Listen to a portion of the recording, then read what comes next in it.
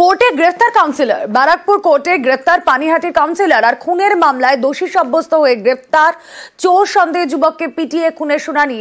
2012-তে পানিহাটিতে যুবককে পিটিয়ে খুন, কোর্টে দোষী সাব্যস্ত পানিহাটির কাউন্সিলর, দোষী সাব্যস্ত 11 নম্বর ওয়ার্ডের কাউন্সিলর। ব্যারাকপুর কোর্টে দোষী সাব্যস্ত তারক গুহ। কথা বলবো, আমাদের প্রতিনিধি সুবীর রয়েছেন সঙ্গে। সুবীর,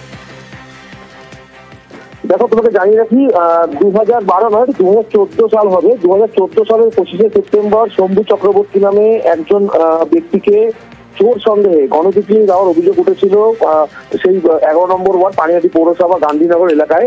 এবং সেই ঘটনার পরে কিন্তু সেই মামলা দায়ের হয়েছিল এবং অভিযোগ হয়েছিল খড়দহ থানায়। এবং তারপরেই কিন্তু এই যে অভিযোগ দায়ের হয়, আজকে কিন্তু সেই মামলা শুনানি ছিল এবং সেই জায়গাতে কিন্তু আগাম জামিন নেওয়ার জন্য সেখানে গিয়েছিলেন এই ঘটনায় দোষী সাব্যস্ত যে হয়েছিল, অভিযোগের নাম ছিল তারক গুহ, যিনি 11 নম্বর ওয়ার্ডে কিন্তু এই মুহূর্তে বর্তমান কাউন্সিলর, এবং তার ভাই তৃণমূল কর্মী নেপাল গুহ সহ আরো যারা রয়েছেন 3 জন, মোট 5 জন কিন্তু গিয়েছিলেন আগাম জামিন নেওয়ার জন্য। কিন্তু সেই জায়গা থেকে কিন্তু ব্যারাকপুর কোর্টে যখন তারা গিয়েছেন, সেই সময় পুলিশ তাদেরকে কিন্তু গ্রেফতার করে এবং এই মুহূর্তে তারা কিন্তু গ্রেফতার রয়েছে এবং আগামী মঙ্গলবার তাদের কিন্তু সাজা ঘোষণা হবে ব্যারাকপুর কোর্টের পক্ষ থেকে।